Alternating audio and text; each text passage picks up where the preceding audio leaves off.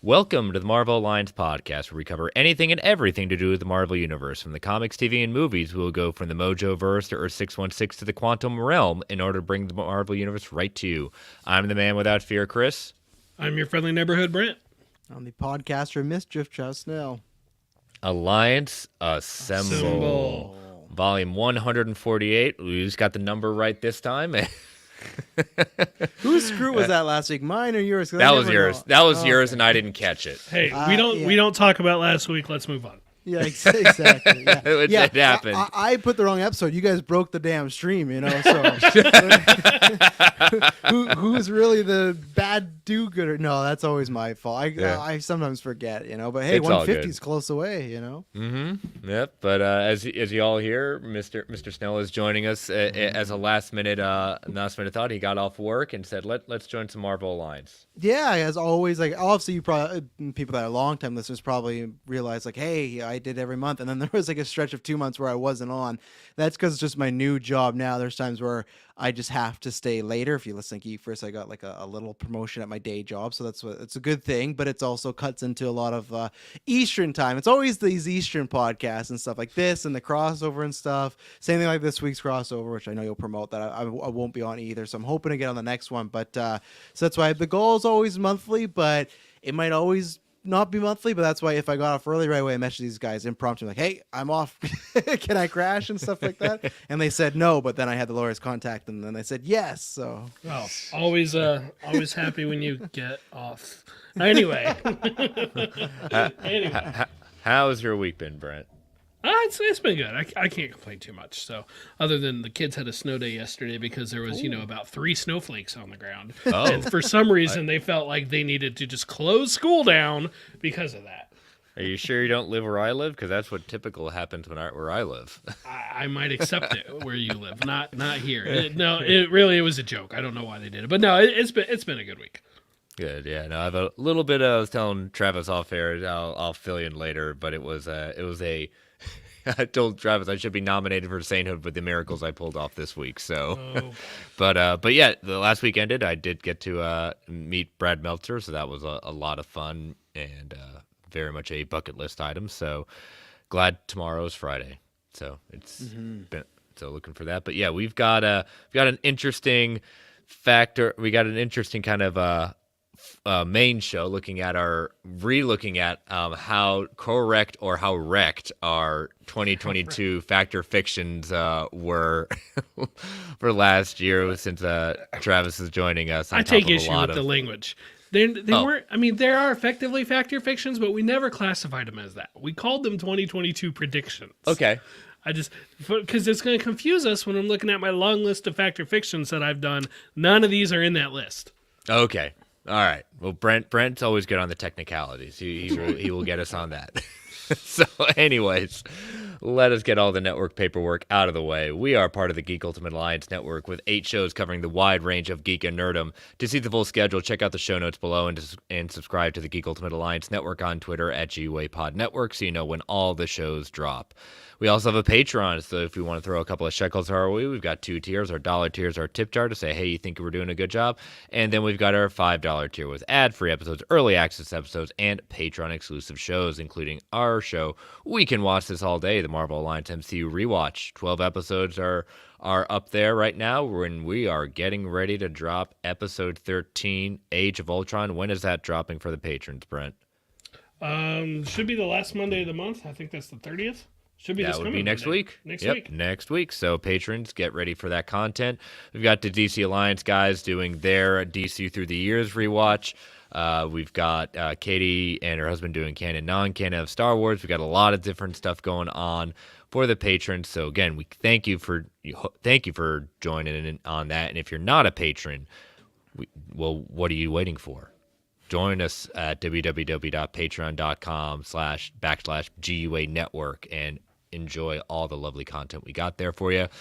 But if you can't join us on Patreon, we got 30 to 90 seconds. Rate and review the Marvel Alliance solo feed in the GUA network feed on Apple Podcasts, Spotify, whatever podcatcher choice may be. And last but certainly not least, we want to thank our official sponsor, OrganicPriceBooks.com, for your omnibus hardcover collected edition needs. JP and the crew at OPB have got it going on with immaculate packaging, excellent customer service, ships around the world. We've got a couple ones. Look at the cover of that Phoenix one. My goodness. Yep, Phoenix Omnibus Volume 2 is been out there. We've got a Wonder Man Omnibus, The Early Years. I wonder why that's coming out. We've got the Hood, the Saga of Parker Robbins. Wonder why that's coming out. Wait a second. Go back up to the Hood. Yep. Go back up to the Hood. Oh. So you have is that an omnibus or is that just like a graphic novel of the Hood? The Hood, it's a trade paperback, so yes. Okay, I was like, this man has enough stories to fill an omnibus, but still, very cool cover again.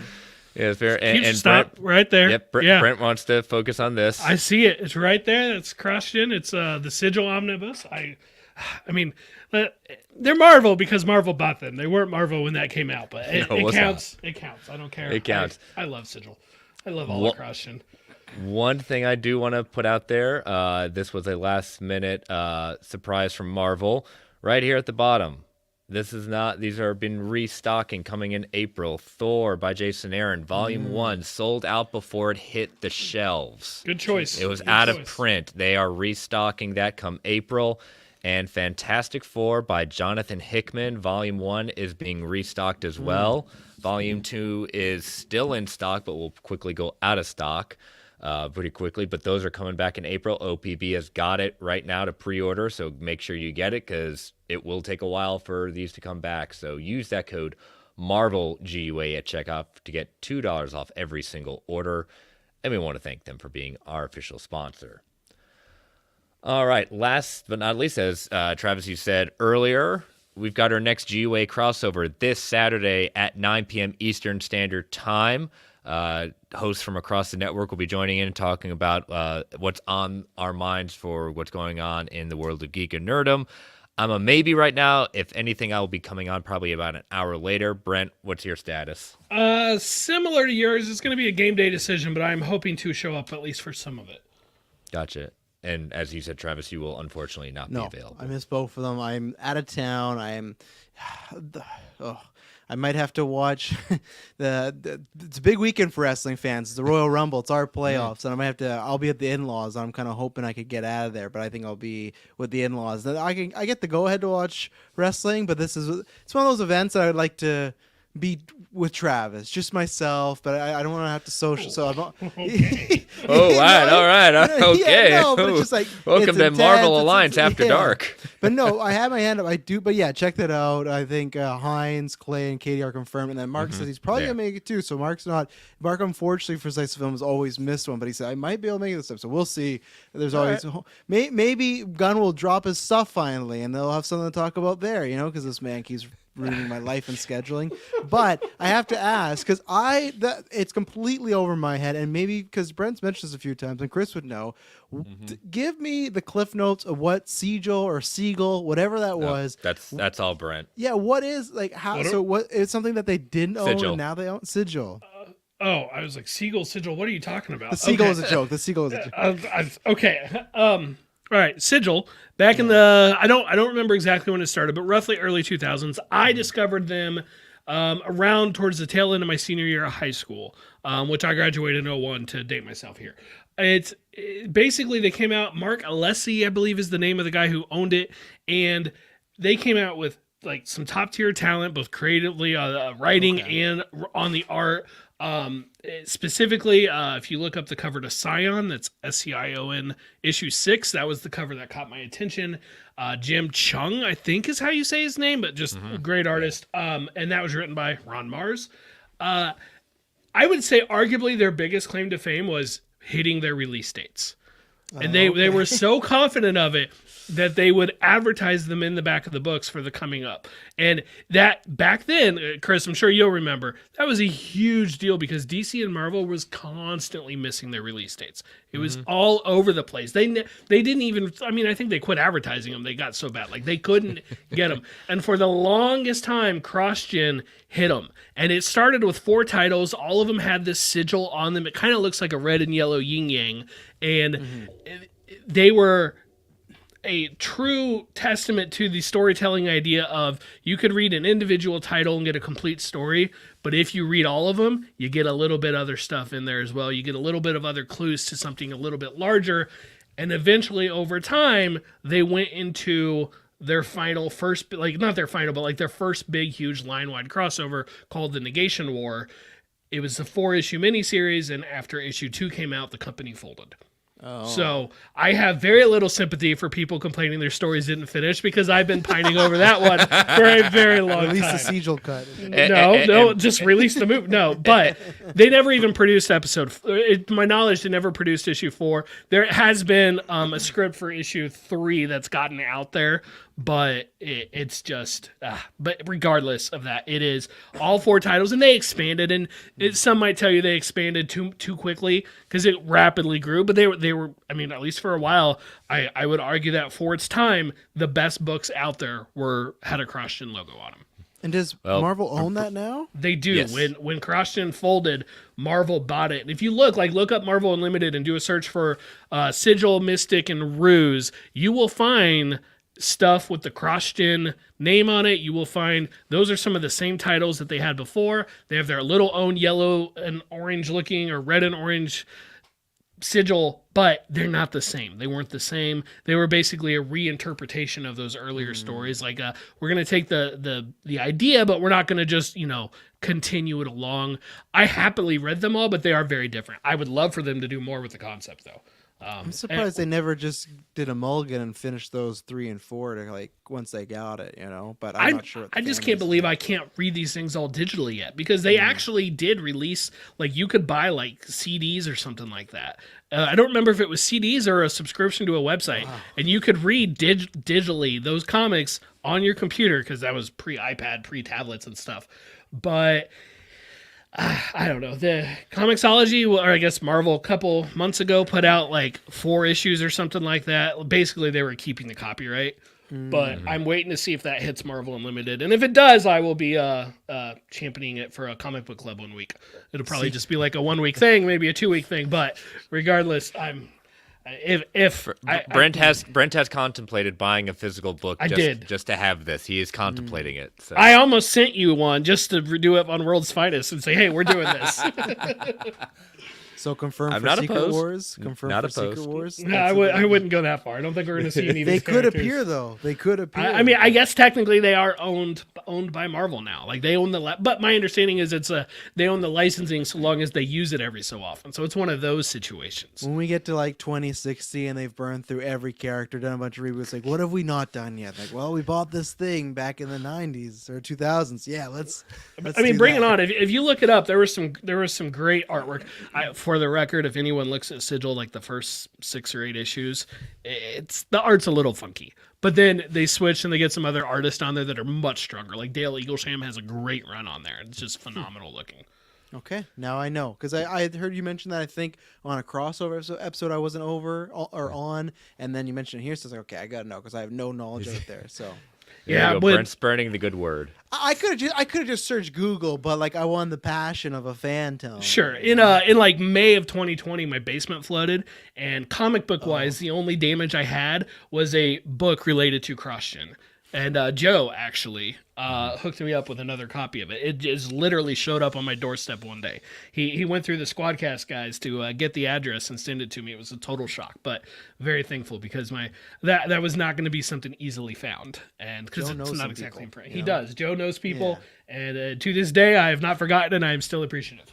Joe, I also lost my copy of The Flash. Could you? Flash issue number 1. It's dated for 2023. I think it's in July. That comic book, something like that. I had a copy. I knew a guy, but. All right. Well, before we get into the news, like we said, we are taking this opportunity to look at kind of our predictions, our 2022 predictions, and see how correct or wrecked they were at that point. So, gentlemen, how do you want to do this? Well, I just have my fact or fictions because I never was on your predictions episode. So how many guys? What are you talking about? Right there, Travis right picks. there. Look in the show notes.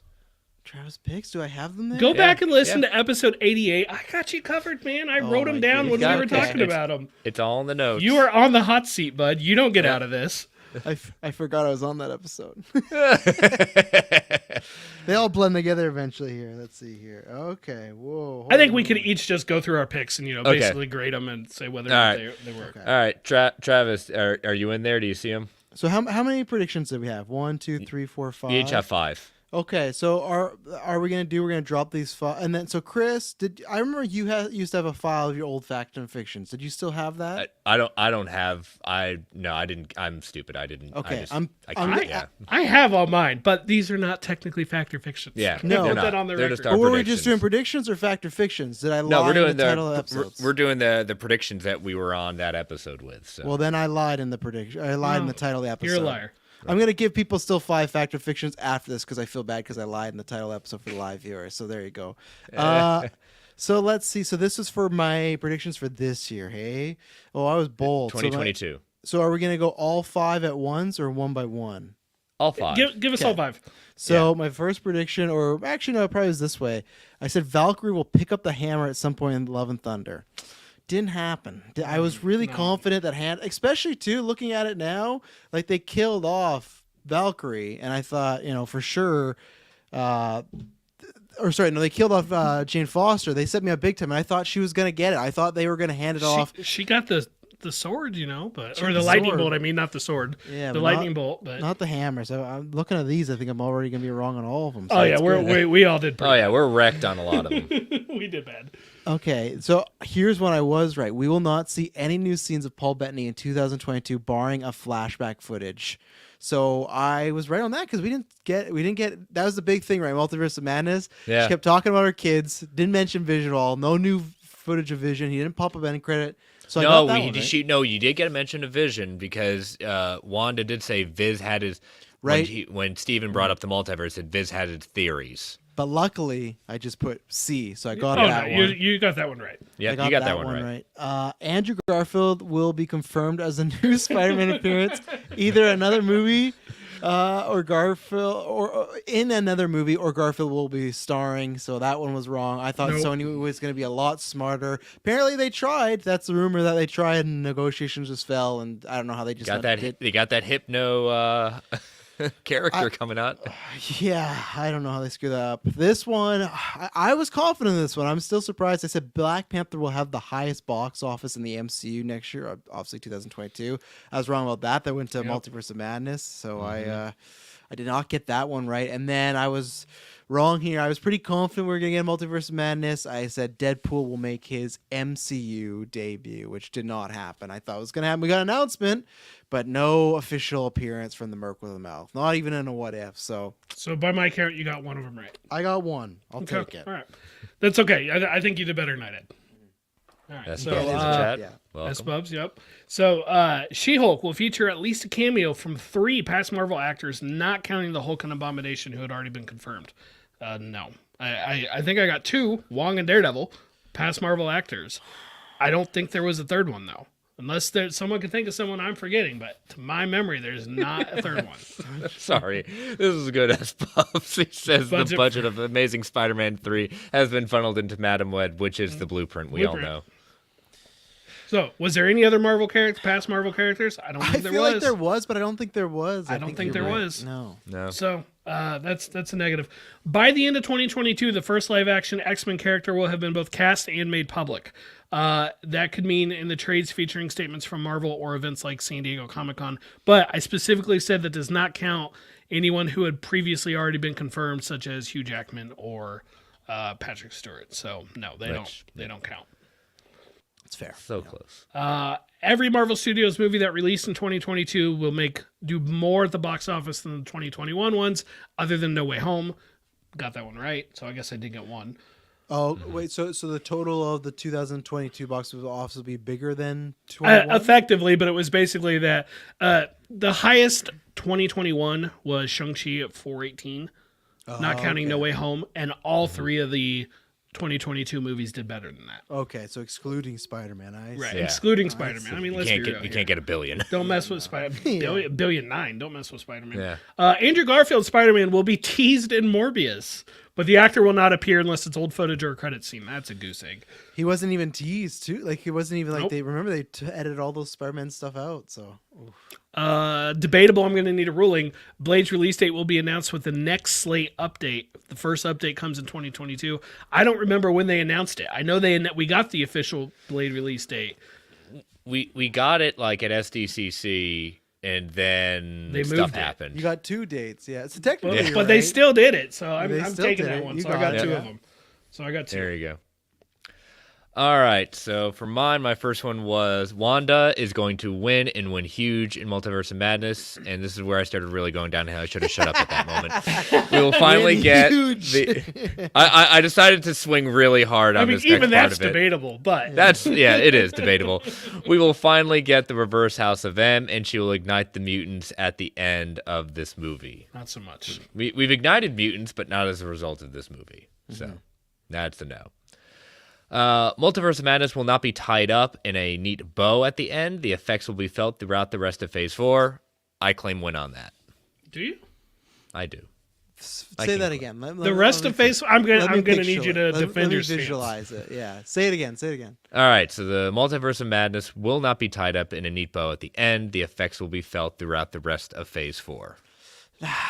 So the effects of the multiverse were felt throughout the rest of Phase 4. Phase 4, yeah. I That's need kinda you tough. to defend your stance. Because the rest of Phase 4 would have just now been She-Hulk, Thor, and Wakanda Forever. Wakanda Forever. Yeah, you're Moon right. Knight, Yep. Miss All right. Marvel. But how about this? Partial credit because it was not tied up as a neat bow. I'll give you- take yeah, See, it. I'll I give it even 0.5. think that's questionable. I mean, The end credit has literally a person cutting through the entire world being like, I know. Strange is That doesn't sound like a but neat that's bow. the same thing they always do. She good. literally that's says teasing the mul- next movie.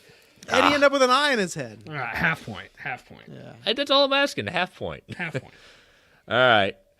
We will see Matt Murdock, but not Daredevil in 2022. close. I thought you were right with that one. You know what? At that point, I'm glad I was wrong. Oh, yeah. absolutely. Yeah.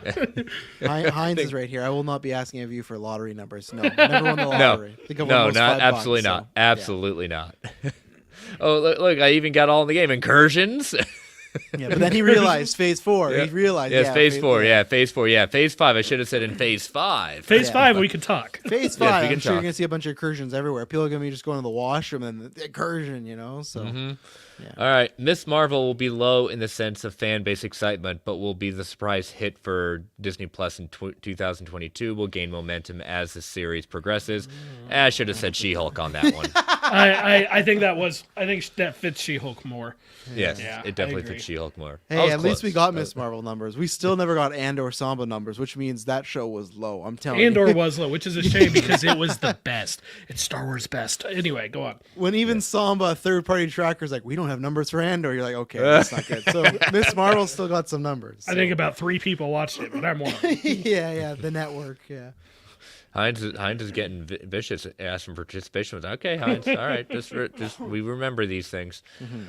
Champions and Young Champion/Young Avenger will be confirmed happening in 2022. I wish. What is going Yes, on but- with that? What with that and Midnight Suns? These things they have taken the place of. Remember how Thunderbolts, like before Infinity War, that project was rumored, and it got what? It took 4 years to get it officially announced. Yeah. What are Champions, Young Avengers, and Midnight Suns? Those are the new versions of that. Where we've heard rumors of those for probably since post Endgame and nothing. Just not like I know there's teases, but like.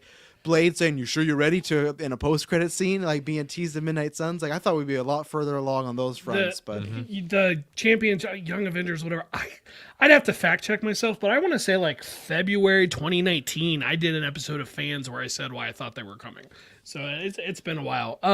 So by my count, Chris, you got half a point. Travis, you got Yes. 1, and I got 2. So between us, we did bad. We did bad. yeah, 3.5 3 points between us. out of 15. That's a full-on fail right there. So we're gonna try and do predictions for this year prior to Ant-Man coming out, right? Yes. Yeah. Let's see if we can do a little bit better. Let's see Yes, if we can collectively get better than 3.5. That's right, Heinz. Power pack. Let's be careful throwing that around. So okay, what I'll do is I'm gonna rapid fire these. I think go back. I'm not gonna rapid fire them all. I think these go back to when Okay. I was still just like the prime host with Chris before I got ousted. But so yeah, this I think goes back to WandaVision days. So these are we don't Okay. have to talk because I know most of them are fake. Well, I guess we don't know. Magneto will be Scarlet Witch's father. As of right now, that's still I'm gonna say that's definitely TBD. fiction. That didn't TBD. happen, but I guess it could TBD. change. We don't know that it's not true though. I was wrong. Well, I said Brie Larson will share a scene with Miss Marvel. I was talking about in the show, so that was close. fiction. Didn't happen. Daredevil will debut in the MCU before any members of the Fantastic Four, X-Men. Xavier, I guess Multiverse of Madness kind of screwed up that fact or fiction, hey? Because before then, I would have had that as a fact, but jeez Louise. TBD, this one, Hawkeye is the last time we will see Clint Barton in the MCU.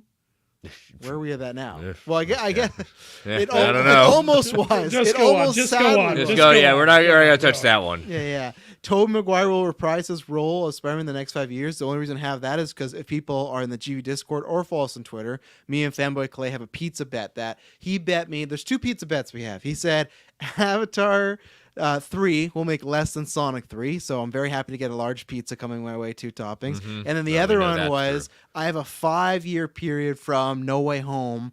So 5 years, he said there will be no live action Toby appearance, and I said there would be, which is good because we just shared a rumor in a group chat that some scooper saying he might be before that. So Toby said he's game. Yeah, it's So- it's not a fact yet, but I think it's happening.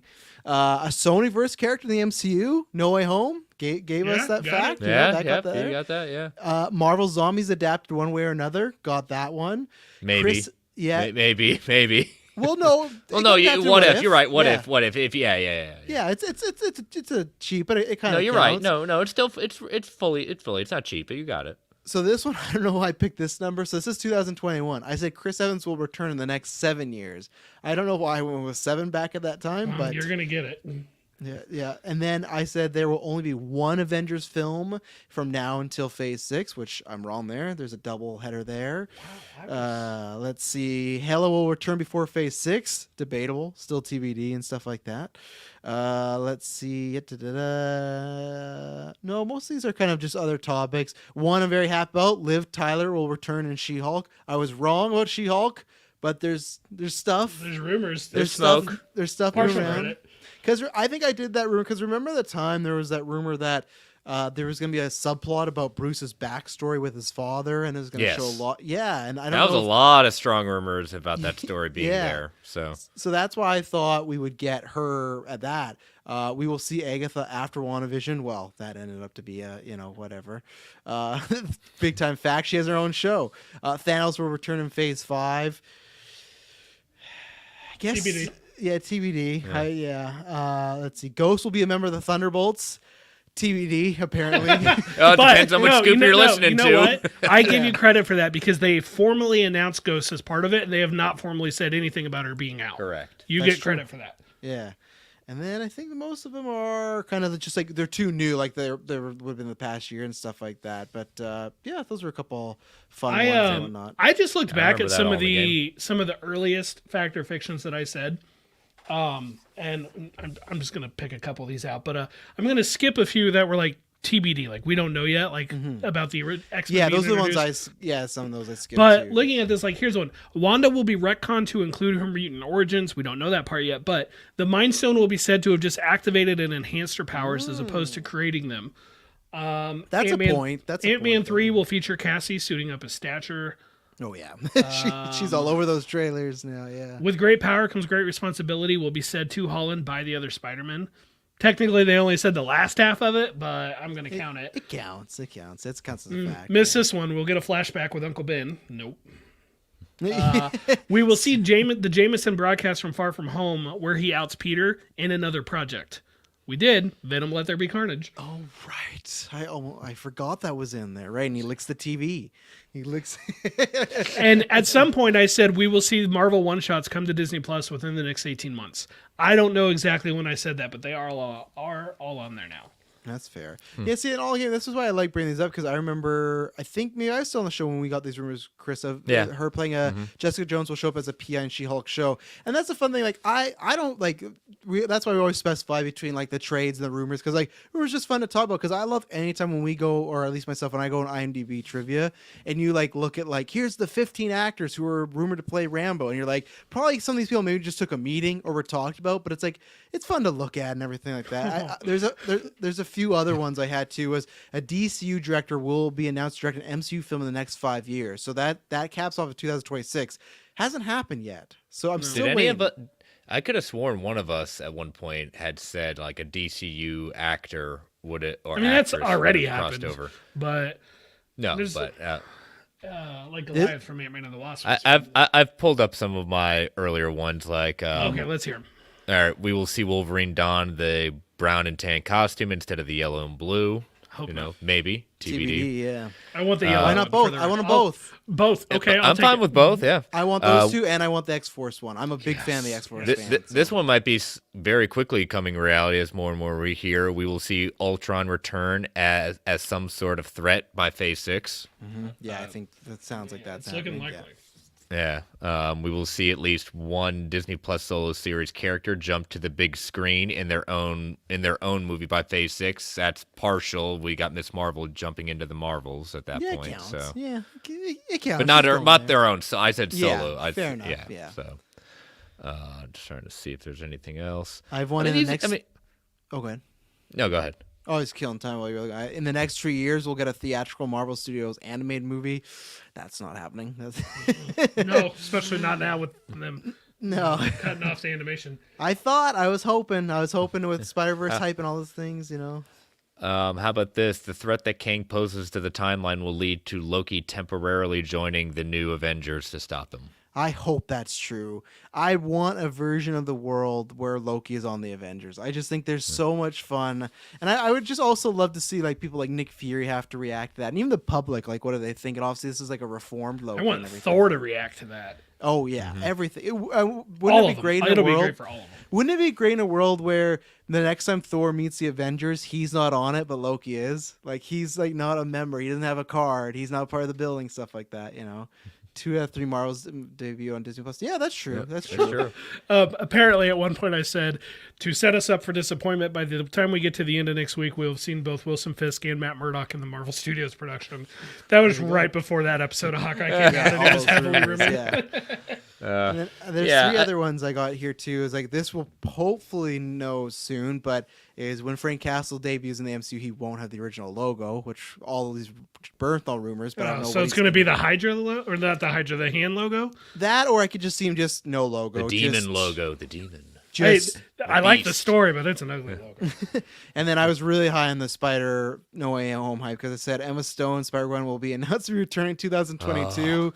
That didn't happen. Sony just squandering just opportunity after opportunity. And then I'm still waiting for this one. I don't think we're going to get it. I was hoping for What If. We'll see Joe Fix It in the next 2 years in a Marvel Studios project.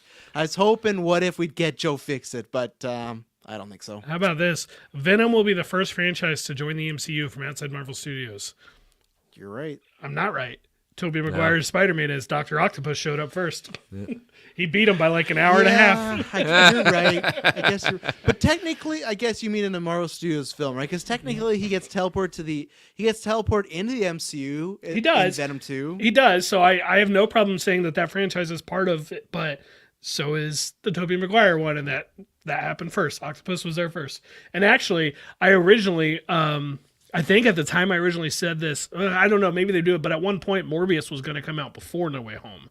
Yeah, And so right. I the remember Vulture would, however they were going to have Vulture in it, Morbius would have been the first one to connect. But nope, now he's not. Man, look at me go. I don't know if this was based off rumors or I was just lucky. Daredevil's first MCU costume will not be the classic red costume. Look at that. I'm happy with that one. Nailed it. Thor 5 will happen with Chris Hemsworth from Star Wars, and that's still TBD. Still, I still think it's gonna happen. The way he's talked about it, talking about being different, I bet you'll get one more, even if it's a send off. I think Thor 5. I don't know if it's gonna be Taika. I think they are gonna switch it up, but I think you'll get Thor 5. I'm confident in saying that. Oh, here's a couple from episode 8. Oh man, episode 8. Wow. We will get a Thunderbolt streaming show or movie before the end of Phase 6. Nailed it. Well, we're getting it. We're getting it. Let's see. We will see Nick Fury return in a more active role in the MCU in his Secret Warriors movie. Secret Invasion. You know. Close enough, Unless he close dies enough. episode 1, then doesn't count. The spirit of it's right. The letter of it's right. Yeah. Yep, Yeah. exactly. So. I'm still waiting on this one. The Wendigo will appear in the MC, or I was in the next 5 years we'll see the Wendigo because I'm just a massive fan of the Wendigo, and I'm hoping that was 2022 though. That was one from Is last that a year's. Canada You got- thing? It a little bit is, but it is. I don't know if any of you remember this. For the X2 movie tie-in game, they did a game called X-Men Wolverine's Revenge. Yep. The game had nothing, absolutely nothing to do with the movie, but you got to fight the Wendigo. And I hadn't read the Wendigo before, but I just got obsessed with the Wendigo and stuff like that. I loved that boss battle, and ever since then, I've been a stan of the Wendigo. Well- so I hope it's well, happening. You got the closest right now with Werewolf by Night and Ted Man-Thing. Yeah, so. 100%. but- So, But yeah, this is a lot of fun. I mean, when Travis and I were developing the show at that point, it was, we were spitballing just different ideas of like. if things we have that no we news, could. what do we do? What do we do? So let's go crazy. For the Let's record, talk there about, is like- news tonight. We Yeah, there it's is. the Yeah, beginning there of is the year. news. So Brent tried to scrap it all. No. But I this is said we could. even though that some weeks for me sometimes it can be hard coming up with like fact or fictions. Other weeks like I'm coming up with like 9 at one time and just having some banks. But this has been fun, and hopefully you all enjoy them, and we we'll come up with our predictions sometime before Ant-Man and Quantumania come out. So And I'm for not this saying year. I'm not saying that's supposed to do this, but I'm excited at one point in our life, even if we could pay somebody to listen to every episode, get every single fact or fiction, and see the percentage of both. Like see what I guarantee it's probably more. Fiction. I've always thought that sounded fun. Like just get a big Google Yeah. sheet going with it all. Yeah. Who made the prediction? What episode it was? I just don't have genuinely them all think that on would be one, fun. but yeah, I have them on every episode. But I so. guarantee fiction's the bigger percentage because I feel like I always Right. do They are one in that's every really episode, aren't certain. they? But We could just go through the old. Ooh, I may have to. Oh, I mean, my notes. We didn't start using Google until not as recent as we think. So, that could be start point from this date on. Yeah. To, yeah. but anyway, so all right. Well, hope you all joined that. Congratulations, Brent, on Yeah, the Terrible big win. victory. 40%, right? Yeah. 40%. Woohoo! Oh my. So, all right. Well, let us take our first ad break before we get into some of the quick hits with the news. So, as you know, listeners, these ads help keep the lights on the Geek Ultimate Alliance Network. We don't get to choose what ads come on, and they can be a bit loud. Give you the 3 count before they come on. 3, 2, 1. We'll be right back. And we are back. So, all right, first news item, and we're going to chalk this up to rumors because it's everything with Scooper Madness. Some people say yes, some people say no. I'm going to go with it because it's Daredevil. We're going to go with it as, maybe. Marvel Studios possibly has hired Arrowverse writers and real lawyers for the Daredevil Born Again writing staff. This is coming from the Cosmic Circus. They say that they have added Jill Blankenship and Granny Godfrey to the Daredevil Born Again writing team. The pair both served as writers for the Arrowverse shows. Brent, what were they mainly tied to? So Godfrey worked on the first 3 seasons of The Flash, which most people, myself included, are going to tell you those are the best seasons. And then Godfrey was there for most of Legends of Tomorrow. I want to say I read even showrunner at some point, but that could be wrong. Maybe it was head writer. Regardless, a part of most of Legends of Tomorrow. A little more hit and miss with me. The first article I saw talking about this said Arrow writers joined Daredevil. Godfrey is, according to IMDb, worked on 1 episode of Arrow, and it was a crossover with The Flash. So, it's a little loose there, but technically right. And then Blankenship was showrunner and co-creator of Naomi. That was canceled, but she also wrote 6 Arrow episodes, including the season 8 episode 9, which was the backdoor pilot for the scrapped Green Arrow and the Canary spin-off series. which I really, really liked, and I wish they had done that. And yeah, Blankenship worked on both season 7 and 8, just spread out a little bit of both. Overall, I'm happy with this. I'm like, if you guys want someone who works in this arena who was also a real life lawyer, Charles Soule, anybody? Can we bring in Charles Soule? Oh no, he's got quite the Daredevil run. Let's get him in. But he was brought in as a consultant for She-Hulk. Well, that's a good start. So yeah, he was a legal advisor to She-Hulk. So that sounds weird just even saying it. Yeah, but some of the lawyers they brought in, and these aren't going to be like household names because they're real life lawyers. David Feige, Thomas Wong, Zachary Ryder. Feige. David Feige. Yeah. Oh no. They all kind of have different specialties in the sense of racial issues, sexuality and gender, courtroom procedural, all these different stuff. Been a defender in New York City. They all come, and some of them have been consultants on different shows, including looks like David Feige was one of the consultants for the Tom Cruise legal thriller The Firm, the TNT legal drama of that show. So it's going to be, I mean, again, if you want to get into that kind of frame of mind, yeah, you want to have television writers, but if you have people with a law background and have been into it, yeah, you can bring some quote unquote reality with it. But Brent, you brought out something, or you retweeted something that warmed my heart, because someone said the last time an Arrowverse writer was tied to Daredevil, they did this. And what did they do? It was one of your favorite scenes from the entire show and all of Marvel, as we've talked about before, where basically Daredevil was screaming into Kingpin's face that he won, he beat him. It's at the end of season 3. I need to look up, because I frankly neglected to do it, who actually wrote that episode and who it is that is still which one of them was tied to Arrow. But regardless, just because I know I saw people, we don't want that CW crap over Marvel. No, guys, like there's definitely some bad, but there's a lot of good with the CW shows as well. And there's a lot of good there. And one thing you got to remember is just because, say, they wrote on Legends of Tomorrow doesn't mean that's what Daredevil is going to be like. Yeah. Just like actors can act, writers can, write differently for different projects. I'm not that, like, to me, these names are a good thing. Like, yes, welcome to the party. All in the game saying, legal, not a fan of She-Hulk legal scenes, could have done with these writers than former lawyers. Yeah, but the legal scenes weren't necessary. They're more for entertainment value more than courtroom drama. Yeah, like I guess you could have better scenes in She-Hulk, but that's not.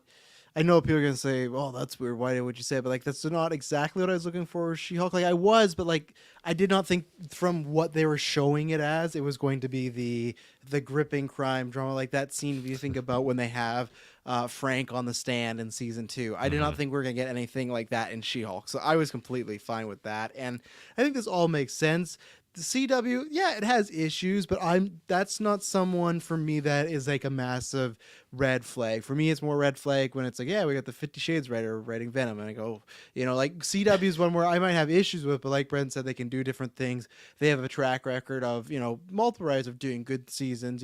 Not everyone's great. I'm sure you look at Daredevil seasons and stuff like that, there's probably some things you didn't enjoy that they've done other work in the past. But I saw a big hubbub, but I didn't even comment on it because I was like, why? Well, like it's just like.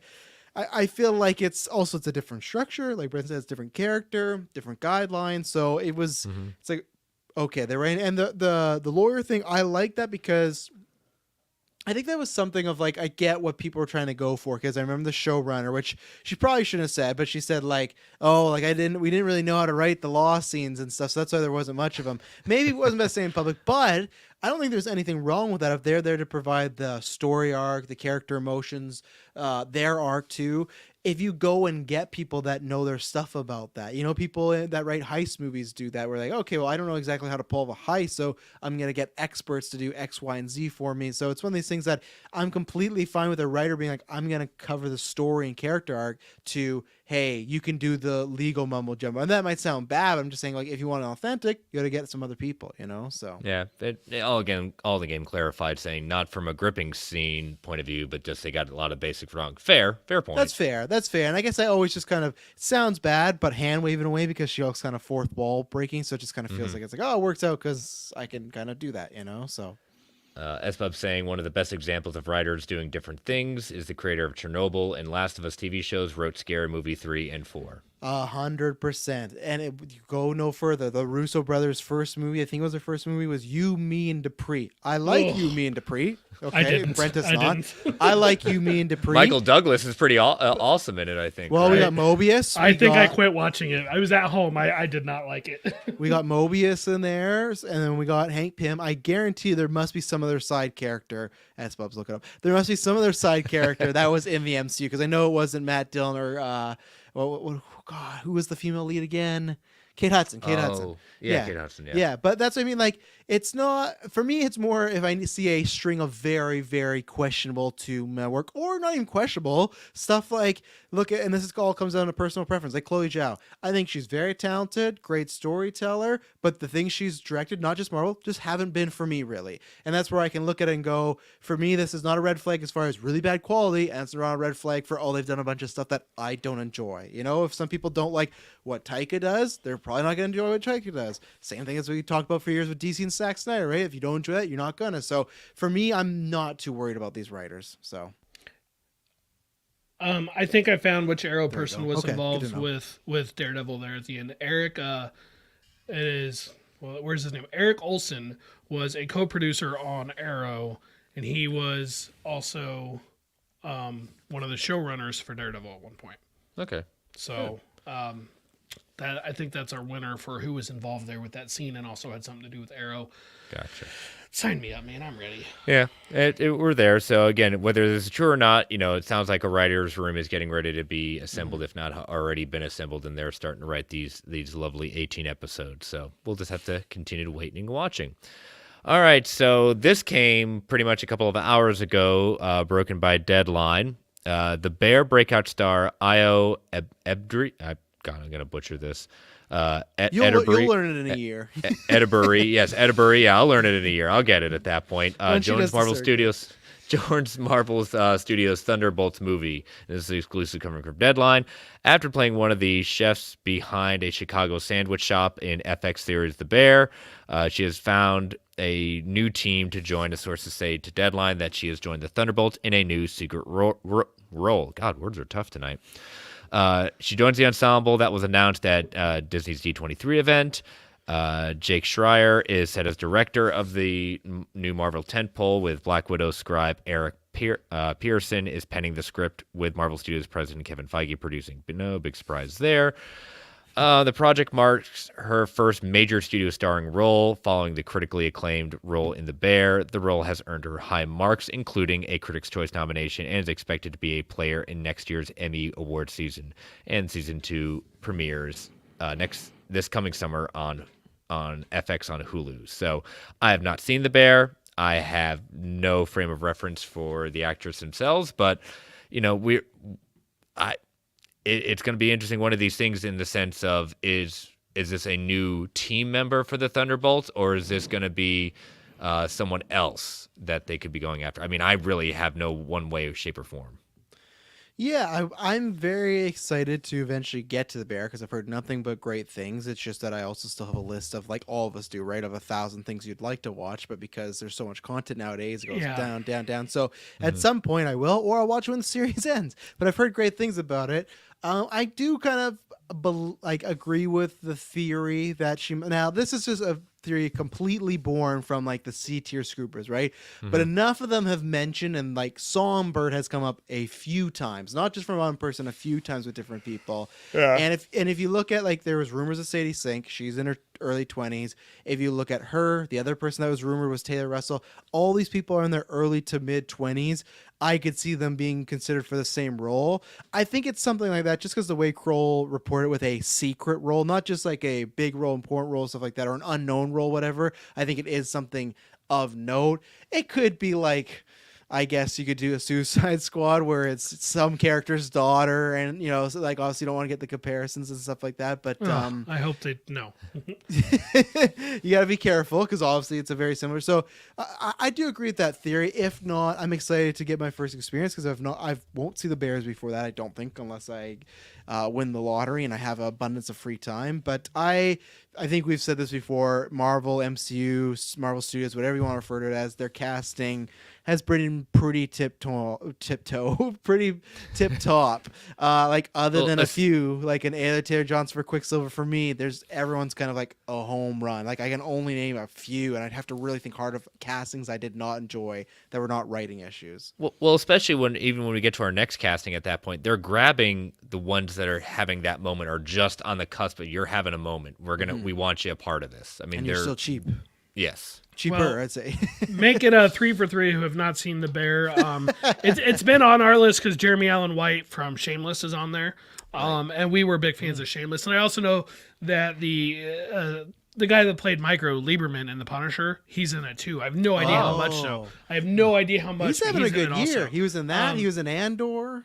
As for our new casting here for I've only seen her in Dickinson. So, that's a weird show. But I watched it, but it's a weird one for sure. So I need to check out The Bear. It's definitely one that my wife and I have expressed interest in. We just, you gotta devote the time. All in the game says it's a 30-minute, 8-episode show. Binge it in half a day. Half a day. That might take us like 3 weeks with the kids, but no, we'll figure it out. Those are always the problems. That's why I can watch stuff like that Star Wars and Marvel over and over. It's that stuff, which maybe all in the game you could say, but I don't know if the bear is rated mature or whatnot. But I've heard that Jeremy Allen White's character is very comparable to his character in Shameless. And so that just right away makes me think it is not for the kids. Okay, and that's the problem because, when kids go to sleep, you got to do lunches, got to prepare, and then by the time you do everything, you just want to sleep, So Whatever it takes, gentlemen. Yeah, whatever it takes. Yeah. All right, so our next casting we had was Xosha Ramar. See, come on. Roquemore. I'm gonna get this at this point. My sincere apologies. So, Xosha Roquemore lands role in Captain America: New World Order, according to Deadline. She has joined the cast in a quote unquote major role. This is called. Stars being kept under wraps as production is getting ready to start in late March. The role would mark her biggest role to date. She has most recently appeared in Space Jam: New Legacy, starring LeBron James. Her other credits include Sherman Showcase, Black Monday, and Atlanta. She's joining a very star-studded cast. Rumors are, this is where we start getting into rumor mill and the scooper madness at that point. I haven't heard this. I'm excited. Daniel RPK and Can We Get Toast have hinted that they are casting for a particular character known as Diamondback, and they have heard this Diamondback Serpent being linked Society to her. lives. Yep, Serpent Society. We're seeing more and more that the original title for Captain America, which became Civil War, is now going to be kind of moved over into the idea of Captain America: New World Order. If the name Diamondback sounds familiar, it's because we've heard Diamondback in the Luke Cage series. This is a very different character from what Diamondback is amongst in the comics. In the Serpent Society. And this is where I point out the Serpent Society was officially announced as the title for Captain America 3 for like an hour until the end of that very same presentation when they said, no, we're just kidding. It's really Civil War. And that's when they brought out Downey to confirm he was in it. And you first saw Chadwick Boseman announce as Black Panther. Like, it was the title for the length of them announcing Phase 3.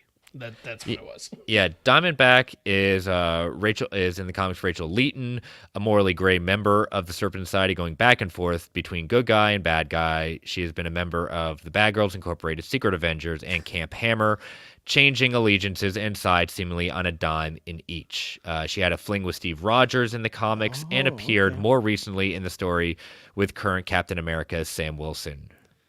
I want to be in the Bad Girls Incorporated. How do I get in there? You don't have the creds. Yeah, no, I don't. Is that everything, Chris? Yeah, that's everything for that one.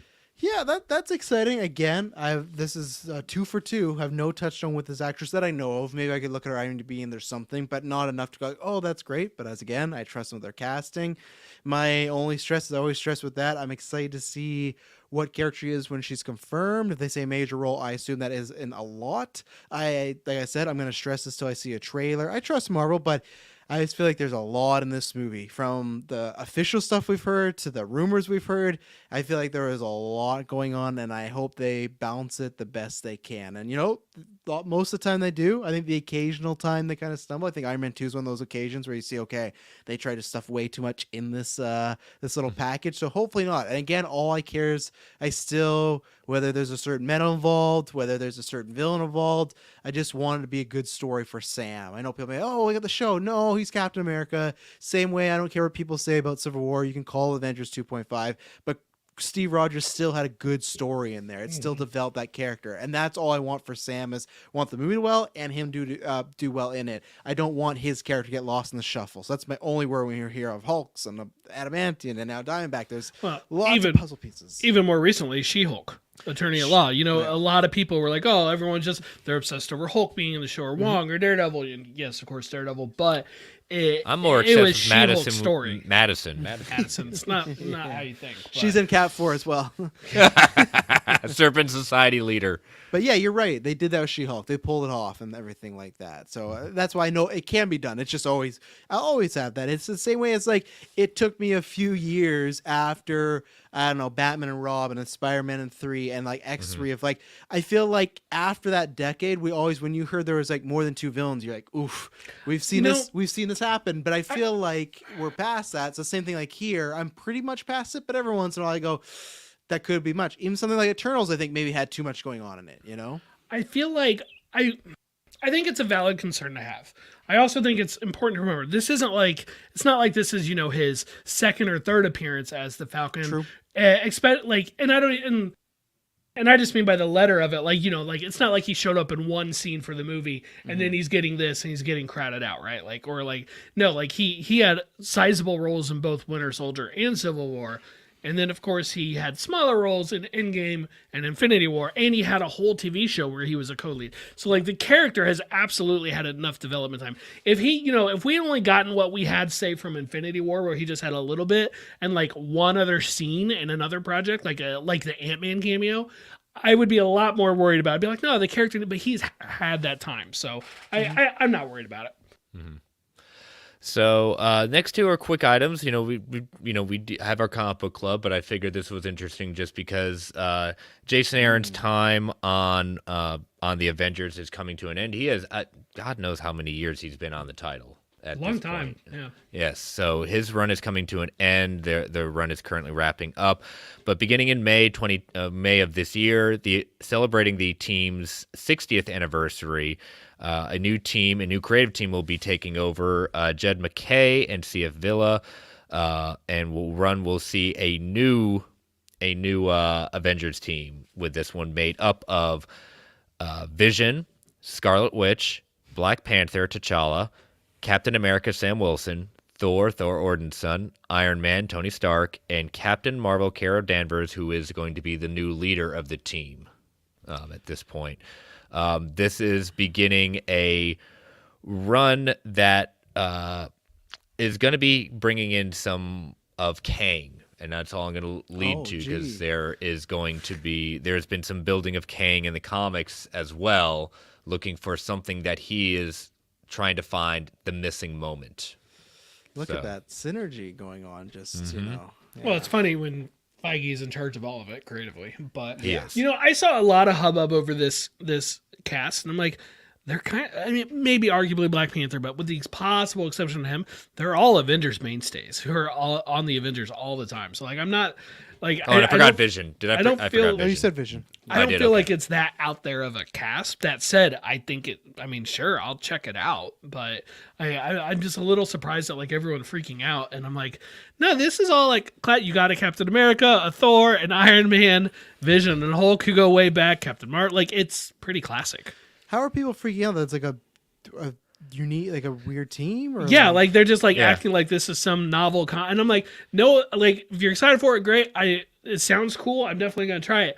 It's just like that's the regular people, right? Like See, they're all regulars. in my opinion, I have a backlog, so it'll be a while before I read this, and if it's good, people recommend it, great. But I think it's kind of like a boring lineup. If you ask me, it's like, when I saw like these are the new Avengers, like, oh, all right, so pretty much everyone that's been a part of the Avengers for the past like 50 to 40 years. You know, it's like if we got the MCU lineup of the X-Men, it was just like the Fox, except we swapped like, I don't know, Storm for Beast in the first line. Like, it didn't feel anything like, it's a little bit, they've all been on the teams at different times, but this, to me, like the ones that I loved when I was either a kid or even the past few years of like, oh, this felt new, was when they did New Avengers and you had like Wolverine on there and Spider-Man and Luke Cage, like, oh, this is cool, this is like really new personalities. New Avengers, the New Avengers, I love that roster. And the one that they did a couple of years ago I was a fan of, and the run was what was it, okay, so I pulled it up here. It was Vision, it was Miss Marvel, it was Miles Morales Spider-Man, Nova, I liked Nova in there, Tony Stark, because he always has to be around, Jane Foster, and Sam. And that's when Sam and Jane Foster were getting on. And that was like a, man, there's so much like new dynamics here and weird. So this was just like, I think it's a cool old classic one. And I wonder if it kind of parallels a lot of what we might get in the upcoming movies. But I thought the lineup was just kind of, all right, that's fine. That's the Avengers. Nothing new. I would forget about it next week. What I'll say is this, just reading Aaron's run of it, I mean,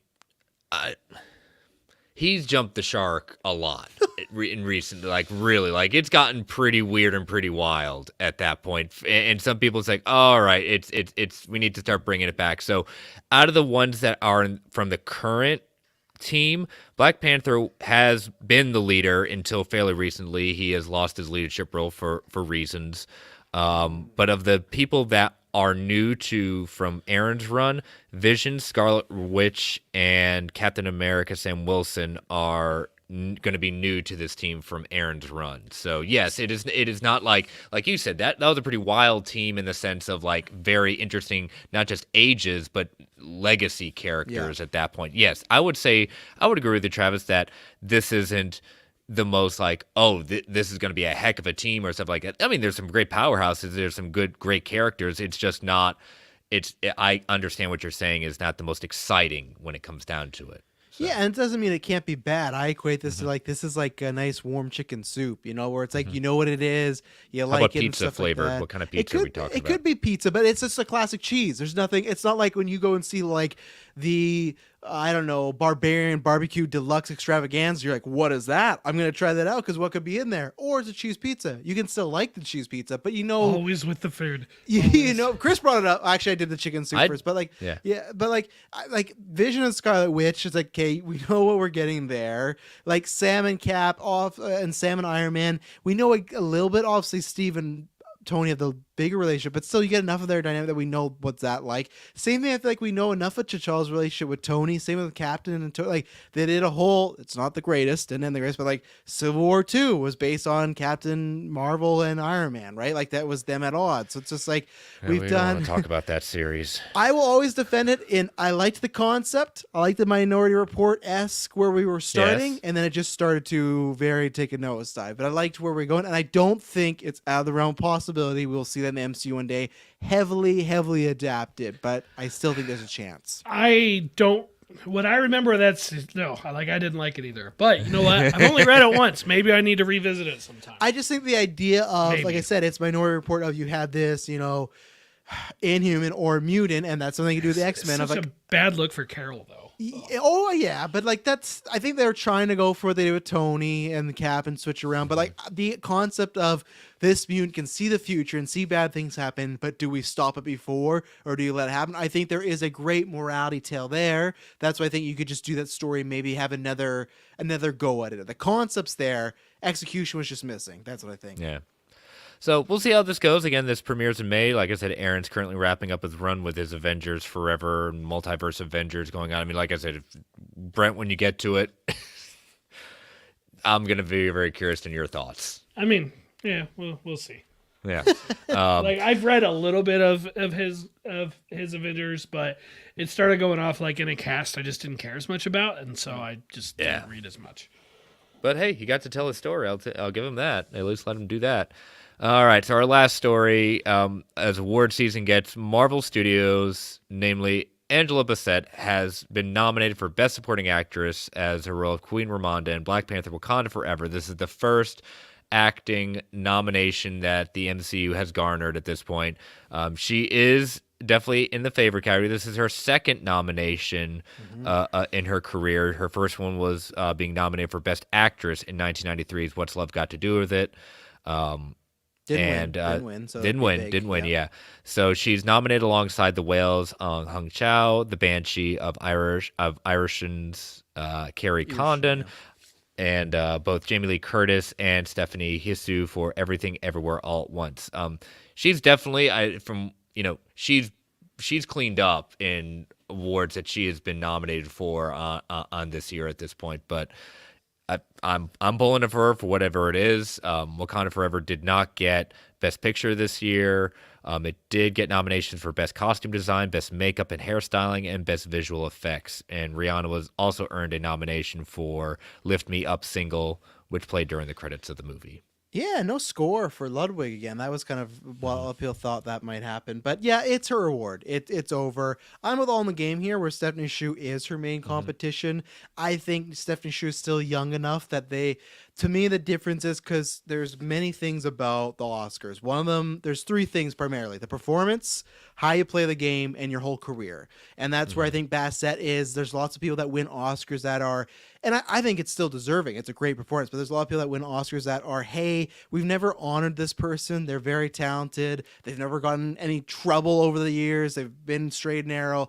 They're a good person, good actor, actress. Let's honor them. I think that's what Bassett is getting here. But it's still a huge thing for not just Marvel Studios, just Marvel in general. Because to me, what should have happened years ago was whether it was Stewart or Hugh Jackman, those two should have got nominated for Logan. The fact that that didn't happen, to me, was a film crime. And in my opinion, it should happen in 2018. Michael B. Jordan, he should have got nominated for Killmonger. I thought he was fantastic as that. So I think it's her. I think that it's kind of a done deal. I think, unfortunately, the Oscars this year for them, a lot of the acting categories are like already done. Like, it's one of these things that the problem is when Oscars are so far away and there's all these awards that happens, but it's deserving and it's gonna be great, and it's a great thing for Marvel to join DC, because kudos to them. They've done it with only Jokers so far, but they have done it before. Done it a couple times. Yeah. So maybe someone that's not a Joker will win one day, but yeah, I'll do what I always do. I'll see who won when I see it announced on Twitter, and that'll be that. I won't watch it. I never watch the Oscars. I just don't care that much, but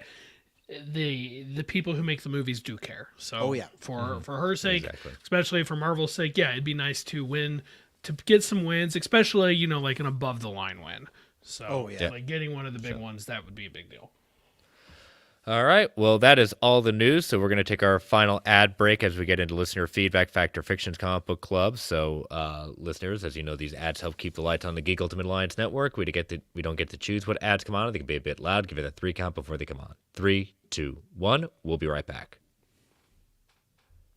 And we are back. So what do we got for questions? First up from DC Outlaw, do you think any of the new Avengers will retire by the end of Secret Wars, like we had with Steve and Tony in Endgame? I'm thinking the remaining OG Avengers are likely to retire, but then after that, characters like Yelena, Sam, Shang-Chi, Kate Bishop, Scarlet Witch, or other characters who've recently been introduced or taken the spotlight, do you think they'll end by Phase 6? I was gonna say, does retirement count as death as well? I'm actually going to say yes, because he counts Tony, and I think let's slightly reframe it to the actors retiring. Fact for me, it's like I know it's not Factor Fiction, but I just think it's like, I think Ruffalo's time, he's gonna get that solo film, that'll probably come to an end. Thor, like I said, I could see them. It sounds crazy, but maybe somehow squeezing in a Thor 5 if they want Secret Wars to be his ending. But even then, maybe they'll end him in Secret Wars. So I think there's a couple. Yeah, fact. Yeah, for sure. Like Shang-Chi, like, I don't know, Simu Liu, he's only had the one appearance. I don't think he necessarily would be done that fast. But he's here for another 5 years. You look at someone like Elizabeth Olsen or Anthony Mackie, like people like that who have been around for a long time, but are now getting pushed into the spotlight. Yeah, I could see either of them. I mean, again, not that I want them to, but I could see either of them deciding. It's been long enough. And again, no one's ever really gone. They could be done, take a break for 5 to 6 years, then come back for a cameo, something like that, Yeah, I would agree. I think there's going to be some. I don't know if it's going to be a lot, but yeah, I think there's definitely a strong possibility of some. Tom Hiddleston, I think he is going to be. I mean, he will have done so much by then. Hell, if they count, it's Tom Holland. Like I think that if that trilogy's done between them, the handoff to Miles potentially, like that, I could see that. I think you're right with Hiddleston. I think Secret Wars will actually be like the finally done with Loki. Like, I think that'll be his actual song. But I could see Holland being done too in this. It's tough. It's tricky because I know that's always the rumors, right? They're doing another trilogy, so maybe a trilogy wouldn't work with their timeline, but we'll see. So, still from DC Outlaw, maybe a similar vein, but the other side of the coin, who do you think will be at the forefront of the MCU going into the King Dynasty? It says going into the King Dynasty and after Secret Wars. I would, right off the bat, I'd saying Sam and Shang-Chi, I say, are definitely going to be at the forefront. Leading into it, sure. Who's your? I'll do this one though. Who's your trilogy then, Chris? Like, so if the last one was Thor, Cap, and Iron Man, like I know Black Widow they were talking, but they were their MCU trinity. So you got Shang-Chi and Sam. Who would be your third? I would say Steven. Or Strange, right? Not yet. I'm like Rogers. He's back. I could see Shuri. I would like that. I would like that. It's just when you keep on seeing Feige saying that Steven's going to be the kind of that's more true. of our leader at that point, I think it's a little early for Shuri. I think she's definitely capable, but I mean, I personally thought Yelena, but I just don't know. That doesn't seem to be. It's going to have to be more based off what we see in Thunderbolts with her. Strange. Benedict Cumberbatch is one I could see retiring also at the end of Secret Wars. True. You know, like he's definitely done. By that time, he will have 2, maybe a third, possibly rumored fast track movie. So plus his other appearances. So I mean, I could see him wanting to be done as well. Trying to think of who else, like Shuri, Sam, like they. I got one that has been mentioned. That's part of my trinity. Yeah, because I got Sam, and then I got Doctor Strange as well, and then Carol Danvers. That's the other one I think. I can see be. Carol. Because I think Shang-Chi can kind of lead the next. I know it sounds weird, like booking, like pass to that, but there's gonna still be, hopefully, if it's all I fully believe for fatigue, whatever. No, there will be an MCU after Secret Wars.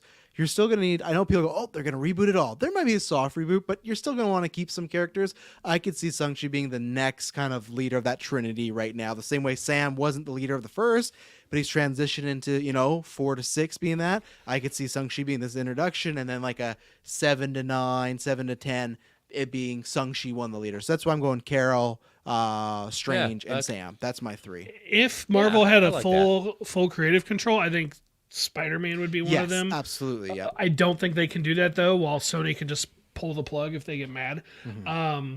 And just because people expect it to be said on this show, Daredevil's obviously going to be leading them all. So we'll just leave it at that. I mean, Daredevil is going to be the savior of Secret Wars, right? Like he's really known for his multiversal antics. So there's going to be a moment where every character gets blind, and he's like, "I've done this before."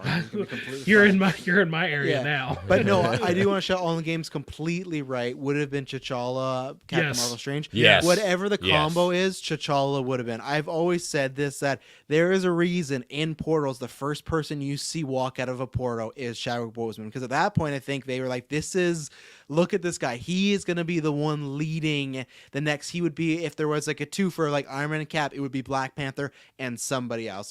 I think it was always going to be T'Challa, and then unfortunately passed. And we do have a new Black Panther, but no matter what you want to say, I don't think Shuri has it's not that the same. No, it's not the same, and even not the same connection of like to Civil War, to Infinity War. Sure, he was around, completely but agree. Yeah, T'Challa, and I honestly think T'Challa would have been like the top dog, and then descending. I was completely convinced of that exact 3: Strange, Marvel, Black Panther, T'Challa. I was completely convinced they were going to be the new leaders of the MCU going forward. We may still get 2 of them, but it won't be the same. Everyone gets blinded, and that's when Ben Affleck comes through the portal. Oh, I'm in. Sign me up. I'm in. And then it's a hallway scene of Cox and Ben Affleck just kicking guys back and forth. I'm so into it. Yes. That's fine with me. I dig it. I love it. You hear that? It's a C train, and then a C train comes out of the portal too. and then you get Toby coming out and said, and I forgot the part where that's my problem. That's right. Yeah. Just if Bullseye shows up, he wants his bloody costume. So Exactly. I that would be, talking about Black Bolt getting his like fan service costume. That would be so great if somehow Colin Farrell was in Secret Wars in a Bullseye costume. Oh my gosh! Please give it to me, please. Yeah. Oh man. So. All right, we did have a question from Amari Daniels. For What If Season 2, would you want to see entirely new stories and characters, or do you want to see some of the elements from Season 1 carried into Season 2? Omari wants to see more of Strange Supreme. I say we're getting a little bit of both. Yeah, and that's what I want, a little bit of both. I don't need a complete cut. I don't need everything to be exactly the same. Like, a sequel. I think like a half, 60-40. I'm happy with that. I want to ask a question about Strange Supreme, but my answer is like right there with you guys. I want to see some, and we know like Captain Carter's coming back. I want to see some of them return. I would be very happy to get totally new characters as well. Strange Supreme, because I've seen debate about this. Mm-hmm. Is the Doctor Strange and Multiverse of Madness that he has like the musical battle with? Is that supposed to be Strange Supreme? No, it's not. We had a lot of theories that they were bringing him in, but no, it is not. I've suddenly started seeing this, and I'm like, that's not the same character. But I was like, am I missing something? Like I was seeing it so much. I think they on purpose in that first teaser made it look like that because I they completely yes. agree with that. with the dark, and I think they let us speculate like, oh man, got really excited, and I still like what we got. Great, like fun character. I love the fight, but I think on purpose they got that going to feel like, Thank oh, you. that is Okay. connecting. But I still hope we see Strange Supreme one day because he's like, we've only got a few episodes of him, and I know it's like Strange adjacent, but he's one of my favorite characters. Like he is our Strange, but just the dark side version of it, and that's what I hope we. He had a little bit of a comeback at the end of What If, like as far as being a bit more of a do-gooder. So yeah, but I'd love more stories with him. Yeah, Fair enough. All right, so Factor Fictions from last week. Let them pulled up. All right, number 1. Might as well. You're here. I'm glad you're here for this. Ralph Boner will appear in Agatha: Coven of Chaos. 81% said fact, 19% said fiction. So in the recorded version that never got seen, I popped on the video, shook my head. No, I was more saying no Yeah, because that's true. no, Ralph Boner. But I think so. We've heard him. There's also been rumors with him appearing in Wonder Man because Ralph Boner is an actor. So I could believe it. I could see that. I just. Yeah, I don't want it. I don't need the joke to keep going, but I could see it happening, and I hope they just give this guy a better role. He just won a Golden Globe, Emmy soon, stuff like that, But I hope they bring him back and Iron Man turns him into a villain. That's what I want. Just Great. bug all Do of it. you. Yeah. No, S-Bob's has got a better idea for that. They do a mirror dimension fight scene from No Way Home, but on the top of the sea train.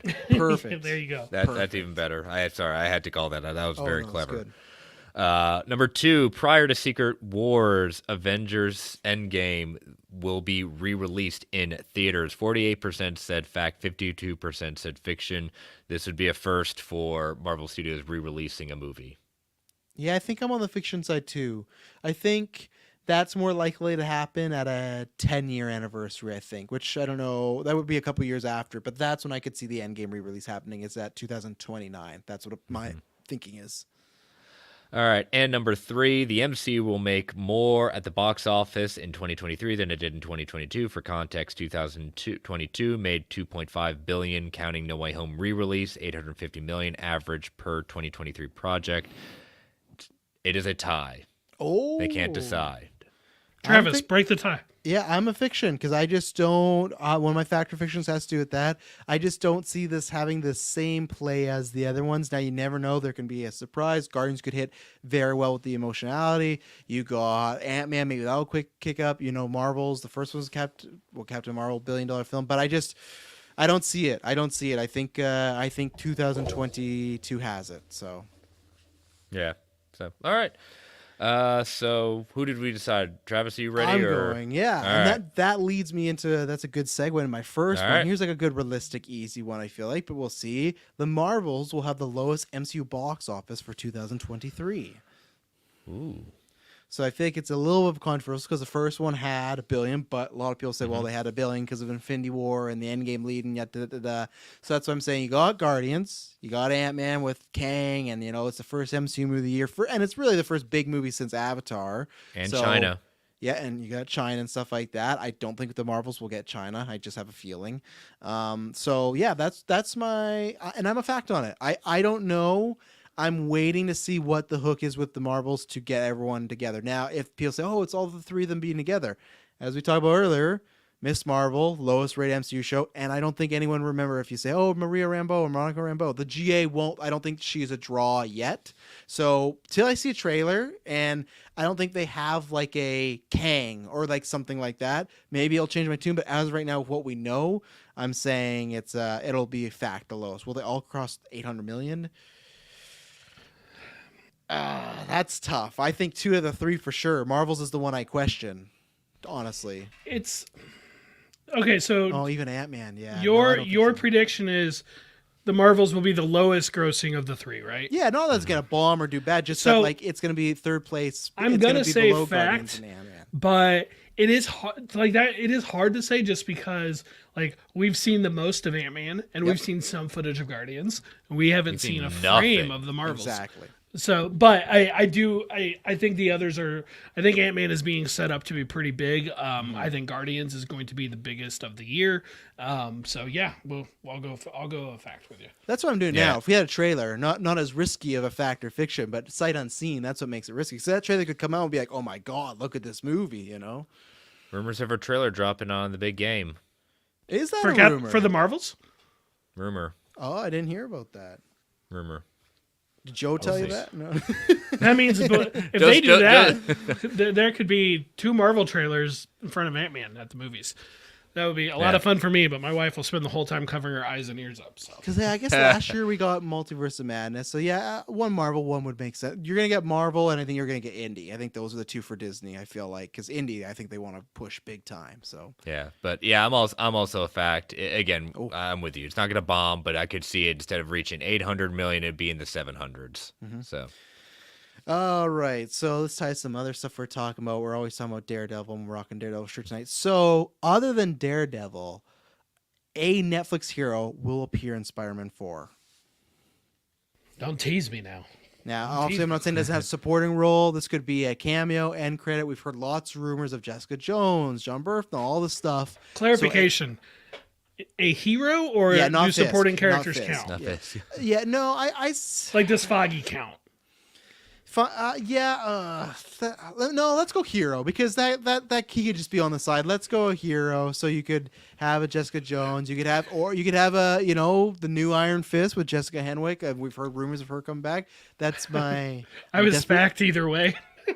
I just wanted to torture you. Oh yeah.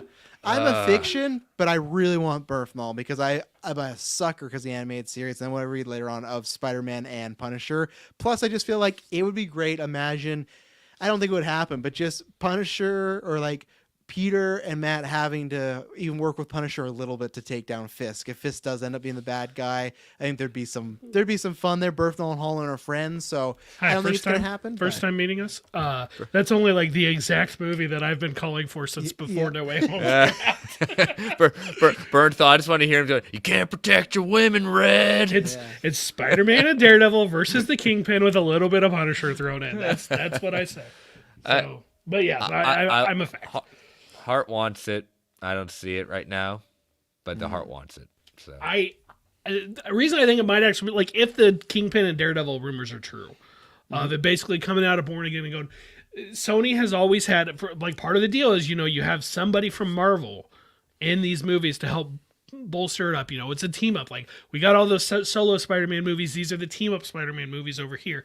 I actually do think that would make sense, but let's be honest. Like Daredevil, Charlie Cox's Daredevil is not as big of a deal as say Benedict Cumberbatch as Doctor Strange, right? Or Samuel L. Jackson is Nick Fury. Well, granted it wasn't Nick Fury, but you know what I mean. It's not as big of a character there. Of course, Iron Man in the first one, but if you had Charlie Cox's Daredevil and Jessica Jones and the Punisher or something like that, now you're getting to be a little bit more of a story there that they can tell around it. So yeah, I'm still going fact. I'm willing this into existence. I 1,000% agree. I 1,000% agree with your 3,000. You love it. 3,000. I see so many people that say, "Oh, well, they'd have Fisk and Daredevil. That would be like their characters." And like I think they need a little more. They need a little more because people I think are bringing their love for the characters and where they are in the comic book realm. But for the mainstream, even though it's Nick Fury, that's Samuel Jackson playing Nick Fury. It's Downey as Tony Stark. It's Doctor Strange played by Benedict Cumberbatch. And even then, those characters, Charlie Cox isn't the biggest name. Vincent D'Onofrio isn't the biggest name. Like, they're names, but they're not like those other people that have led films and stuff like that. So I think the more you could pepper in, I'm going to say fiction because I don't think so, even though there could be something, because maybe it's a different hero that we don't meet, like a White Tiger or something. But yeah. That's gonna be Sony's pitch. Like they had 2 Spider-Man in there. We had all the Sinister Six, even though it's our movie. Like there's so much. What are we getting for the next Spider-Man? Huh? How many heroes are we gonna get? All right, what's your third? You're a fiction, right? Yeah, I gotta. This is I'm still in falling game. Sorry, DC Alliance. Don't listen to this, but I think this is a good question. I want to get your guys' opinion. Will 3 MCU movies outgross the 4 DCU movies? Which the 4 DC movies are. Well, Aquaman's the one I was forgetting, and then Shazam, Flash, and Blue Beetle.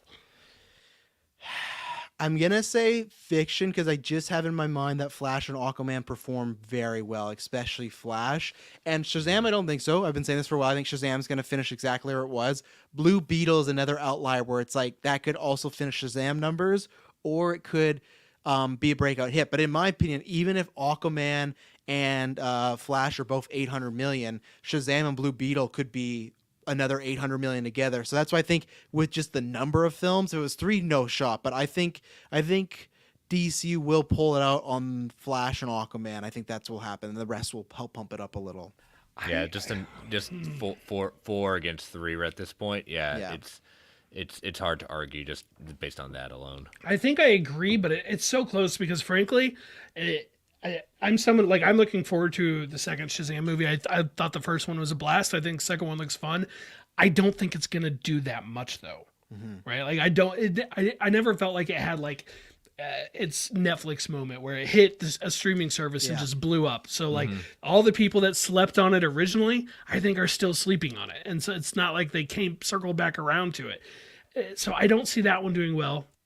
Aquaman is gonna be huge. Yeah. Jason Momoa, that guy's a star. The first movie did really well. You know, it was a lot of fun.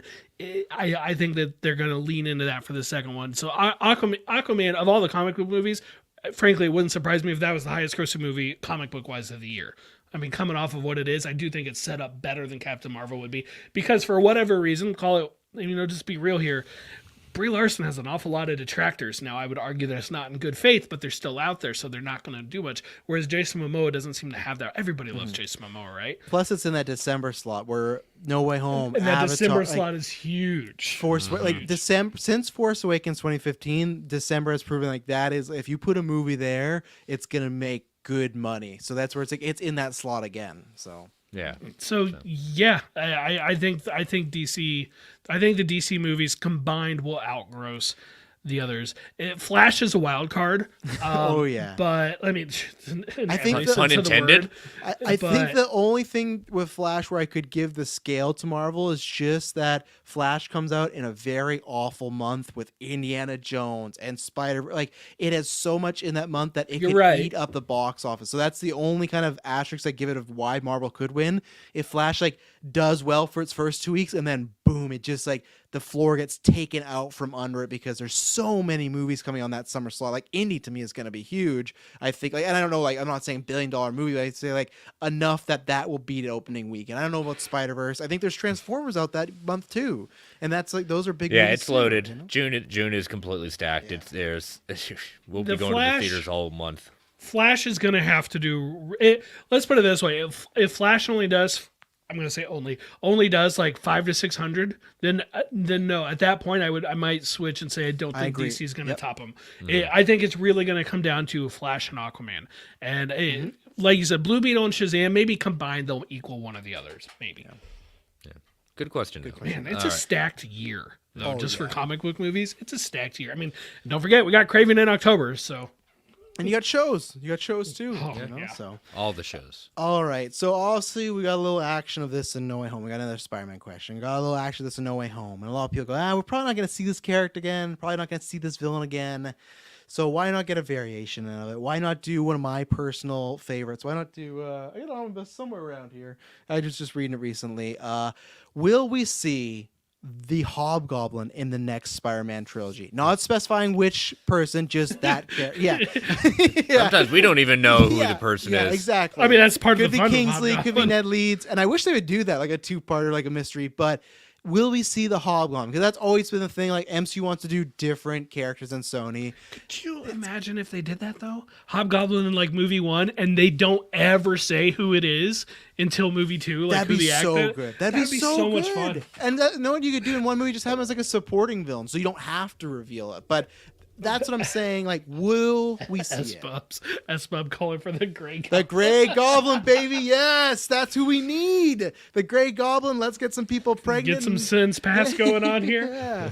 Oh, God. I'm the guy that doesn't hate that story the way everyone else does, but... How do you not? Norman and Gwen have an affair together. One more day broke me. One more day more than that. It's not gonna... No, one more day broke me. That one's more...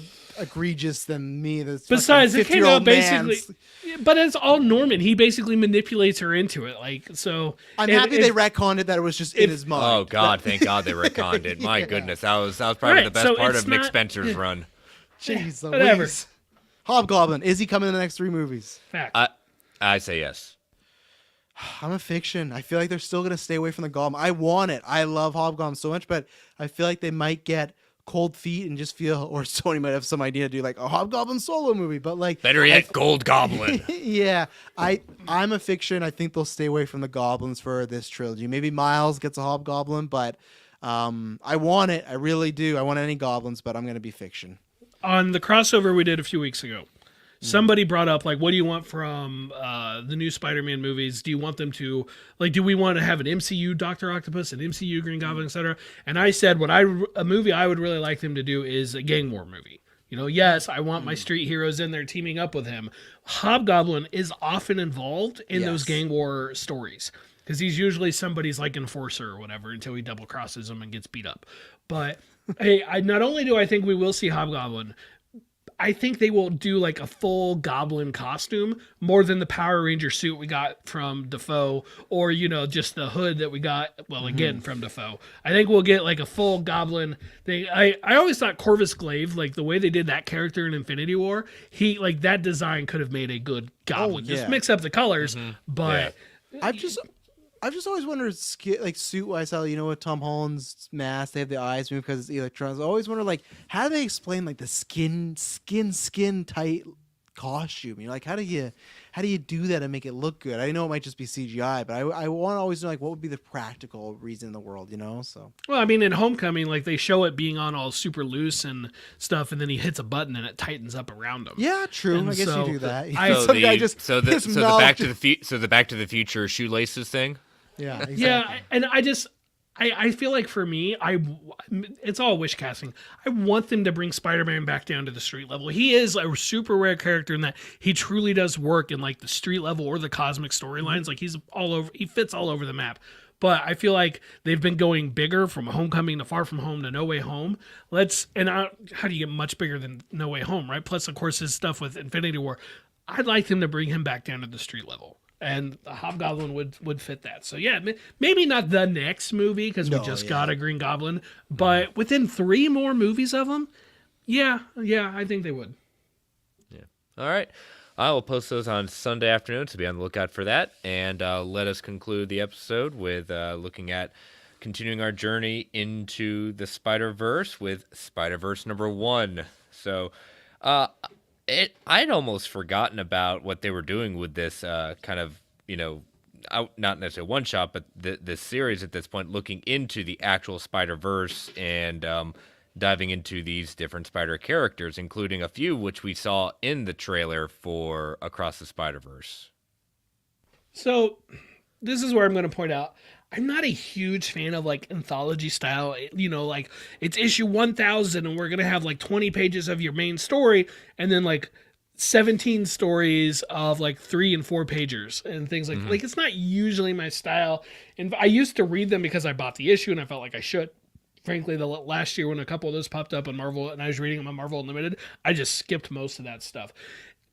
So this isn't like my cup of tea overall for this story. That said, it is still kind of fun to like see just a little bit more of some of the spiders that we'll see in the main Spider-Verse storyline.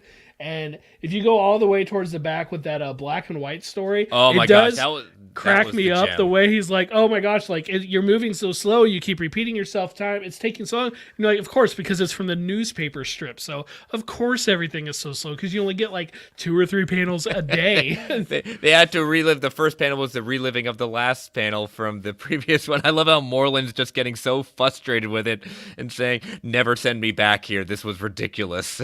Yeah, so I mean that one was clever and well done, and frankly, none of these are really bad. There's one that's like super cartoony art style that doesn't really work for me as much. But I did like the steampunk. That I think is the overall highlight of the that was the best like real story. Yeah, that was cool. I love the art style. I love the kind of takeoffs of, you know, Norman and what was her name? What do we call? You mean May? Who is she? I know it's May, but Well, like Lady Spider, but yeah, Lady Spider. Yeah. So, but I love the costume. I love the tentacles. It harkens back to the Iron Spider, Electro. Like you're right. That is the highlight of the issue. So, but yeah, I did kind of chuckle at the Spider-Man in Late for a Date, kind of like an advertisement. the one pager where Morlun kills him. Kills him. Yeah. But yeah, so we've got another issue with this before we head back to mainline Amazing Spider-Man number 10. So again, our next issue is Spider-Verse number 2. So we will see what kind of other ideas we get into with this at that point. So all right, well, that is the end of volume number 148. Travis, as always, thank you for joining us and jumping in. I hope you all enjoyed our looking back at our predictions this episode. I definitely had a good time with that. Get to revel in how wrong we were all, That's fine. Of course, that's all right. Yeah. That's the fun part of that, too. But Honestly, would you really want to be able to predict all of it? I don't. Absolutely. Yeah, That's my story, and I'm sticking to it. I have to. All right. My solo show, Brent, is literally called Travis Told You. I have to vouch myself on that. I'll always have Oscar Isaac as Boone Knight. I'll always have that. You can find me at Travis P. Snail, talking a bunch about this kind of geek stuff and Marvel, DC, whatever it may be. And if you're a wrestling fan, I'll be probably tweeting about wrestling. So there you go. All right. Brent? Yeah, Brentech Prime, Twitter, TikTok. Those are still the only socials I'm on as of now, anyway. You can follow me on Twitter, Chris Balaga. You can follow me on my other show, World's Finest True Believers, at Finest Believers. New episode is dropping this Sunday. It is a big first for World's Finest True Believers. We will be looking at our very first manga. A returning guest has chosen a manga. That one, a very celebrated manga series. Previews dropping on Friday at that point, so I hope you all enjoy that. You can follow this show on Twitter at Marvel 8 Podcast. You can email the show at marvelalliancepodcast@gmail.com. You can follow the Geek Ultimate Alliance Network on Twitter at GUAPod Network. Feel free to tweet, email if you want to provide feedback, fact or fictions, questions. All the DMs are open. Continue to rate and review Marvel Alliance on Apple Podcasts, Spotify, Amazon Prime, Amazon Podcast, whatever. Prime, yeah, we're on video too. And whatever podcatcher choice may be. Thank you all for listening. Thank you all for joining us in the chat. Stay safe out there, everyone. And as Stan the Man would say, Excelsior, true believers. All right, post-credits discussion tonight, gentlemen. Marvel's boss, Kevin Feige, responds to superhero fatigue concerns. So while guesting on the Movie Business Podcast, Brent is, interestingly enough, before this broke, he gave me kind of a heads up about this. It's a short one. It's a short listen. What is it, about 30 minutes, Brent? It's even less than that. Yeah, it wasn't long. Wasn't long at all. Time is vital. He can't exactly, give it to people. But the host of this, he actually knows Feige, and he's been good friends with Feige, so definitely had it in with that. But the key question of this, on the question of superhero fatigue, and Kevin Feige said, I've been at Marvel Studios for 22 years now, over 22 years, and most of us here at Marvel Studios have been around a decade or longer together. And from probably my second year at Marvel, people were asking, well, how long is it going to last? Is this a fad of comic book movies going to end? And I didn't really understand the question, because to me, it was akin to saying after Gone with the Wind, well, how many more movies can be made off of novels? Do you think the audience will sour on the movies being adapted? And he continued saying, well, you would never ask that because there is an inherent understanding among most people that a book can be anything. A novel can have any type of story whatsoever. So it all depends on what story you're translating. No comic book readers don't understand it's not the same thing. There are 80 years of the most interesting, emotional, groundbreaking stories that have been told in the Marvel comics, and it is our great privilege to be able to take what they have done and adapt them. This has been a debate since we started getting into these phases, particularly at the end with Endgame. At that point, is it over? Is superhero fatigue? The way the reception of Phase 4 has kept that question alive. And we've talked about on this show how Marvel is taking kind of these critiques to heart. Supposedly, we'll have to see with Phase 5, but it's always the comparison, as All in the Game brings up, the Westerns dominated for 50 years have recently made a comeback. it's all, as always, it's going to depend on the quality of the story. It's always going to depend on that. It's always going to be key to that. And if it starts ringing, saying, "Oh, this just seems like every other superhero stuff," adaptation is good. We don't want necessarily a page to screen, but again, those stories, the characters, the people they cast are going to be the big keys to this continuing on. It will ebb and flow. I don't see it necessarily going away, but I do see it ebbing and flowing. And it wasn't just about Marvel; it was superhero fatigue in general. Yeah. And when I look since even if we just go back to 2000, the sheer volume of superhero movies and TV shows that we have gotten, I feel like if it was going to fatigue anytime soon, it would have already downward sloped. But we've had so many since then, and there's still so many coming, not just from both of these companies, but other companies as well. Things like Invincible, which are in the superhero space, they're just not DC and Marvel. Eventually someday it'll go and superheroes won't be the hot thing, but I think we are still several years away from that. Mm-hmm. Yeah, I think my only exception is his comparison. I get what he was going for, but when he said, "Oh, people won't get tired of books being adapted," right? It's but the comparison superhero genre, that's a genre. Gone with the Wind, it wasn't a bunch of Gone Winds, right? Books as a broad term, it's you could have an action book, a romance book. So I get what he was going for. I think it'd be more oh, are people tired of spy books being adapted? Or this or that. Books is a blanket term that just covers so much. Yeah. So yeah. What's the head of Marvel Studios going to say? "Oh yeah, in a couple of years, they're totally right." You're absolutely right about all of that. But even superheroes are not just a genre.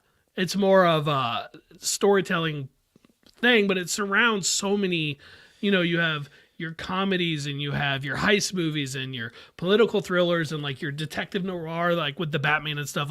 Even that, they're so varied that I think they have a long time to go. Yeah, as long as they keep giving us these different types of one. If every single one was, if every single movie was basically a Russo's directed Captain America movie. No, of course, eventually they will. Or if every single one was just like the Batman was, then eventually they would go down. But they're not. You have both kinds and so many more beyond that. See, and that's why I think we've gotten to the point now. There's been so many movies. I do think it is a genre. I do think it works your favorite, Brent, is horror, where you can have horror comedies. You have the slasher horror, you have the torture porn horror, you have the horror thriller. And that's why I feel superhero movies have become where it's a superhero, and then there's one other part to it of what it is. I don't think they're dying. I think it's a case of like what you said, Chris, there'll be years where they're not the top stuff. What happened this year? Avatar and Top Gun is the first time, I think it was in 5-6 years that the top two films were Marvel films, right? Mm-hmm. And it'll be like that because I think the laziest thing to me is people when they talk about Phase 4 and oh, they're in trouble. I agree. It's good they're taking a step back and they got to change some things. But the idea of, they're in trouble Phase 4, 2 films made $800 million and then Doctor Strange almost was not close to $1 billion, but shy over under, 950. Yes. So it's I hate anytime I see that of you can maybe, if you're not talking about quality, that's fine, because that's all up to you, eyes of the beholder. Mm-hmm. But if you're talking about they're really in trouble, not the general audience, no, they're not. They'll still go on that. And just because it's not the biggest film, just because Top Gun, which was a massive surprise hit, and the sequel to the biggest movie of all time came out. Now, I don't think that's going to happen again next year, but there'll be a couple of years where people have this conversation, and then Secret Wars will come out and make $2 billion, and it'll start all over again. So I think as long as they're good stories, but also a variety, like Brian was saying, you need a Batman, you need a Spider-Verse, you need a Logan, you need a Deadpool. You can't just you need a Shazam, even though I think Shazam is kind of more it looks like a generic superhero film. You do need stuff that broadens kids, teenagers, adults. You might be able to say that about Shazam. For the it looks fair. Okay, we've been here. I don't know what the other genre is in Shazam. I think it's a superhero comedy. I'd say that's but it's one of those things all the game says right here, evolving. They have to find a way, Feige and James Gunn will be the ones to say this, and they say the competition between both of us is the best for both of us. We push each other. Your success will garner our other success. We're saying, well, the Batman did this. I'm not looking for Marvel to create, their version of the Batman. And no, I'm not talking about Moon Knight. I'm looking at, look what they were able to accomplish with that. Look how they pushed the envelope and pushed that in a different way. Marvel can do that in the sense of, okay, they're pushing the envelope this. I'm not asking for another Batman. I'm asking for, okay, what's the next thing? Don't just do, when people say, oh, Secret Wars, they want to have their Portals moment. I'm not wanting a Portals moment, but they're using that as an example. That was a moment, so how can we make it better? the next Black Panther, like that type Yes. of day, or if something comes out where it's like pushes the envelope. Well, Black Panther did that, you know. So I do like the point you brought up, Travis, with it. Like people are like, oh, they didn't crack $1 billion. They weren't even the top of the box office this year. But you're right. You had the sequel to Top Gun, which has been a massive, hugely popular movie for over 30 years, right? Like that finally came back. And you had the sequel to Avatar, which I know it's the hip thing to say you don't like the movie, whatever. I've said it before too, but people do like the movie. People It's clearly like the hugely movie. popular. yeah, Like you You can't can't deny say that. no. Like Yeah. I haven't seen the new one, but it's hugely popular. It's a great story that is doing so well. So great, let's keep the ball rolling.